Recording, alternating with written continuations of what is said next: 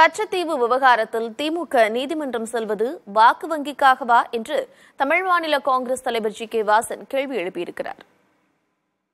பாஜக அரசியலுக்காக கச்சத்தீவு பிரச்சனையை கொண்டு வருகின்றது என்றால் தமிழகத்தினுடைய மரியாதைக்குரிய முதல்வர் அவர்கள் இன்று நான் கச்சத்தீவு சம்பந்தமாக கோர்ட்டுக்கு செல்வேன் என்று கூறுவது வாக்கு வங்கிக்காகவா என்று நான் கேட்க விரும்புகிறேன். மேலும் கச்சத்தீவை பொறுத்தவரையில் ஒரு வரலாற்று பிழையை காங்கிரஸ் அரசு அன்று செய்திருக்கிறது. அதற்கு திமுக தெரிந்தே உடந்தையாக செயல்பட்டிருக்கிறது. அதனுடைய தாக்கம் இந்த தேர்தலிலே மீனவர்கள் மத்தியிலே நன்கு தெரியும்.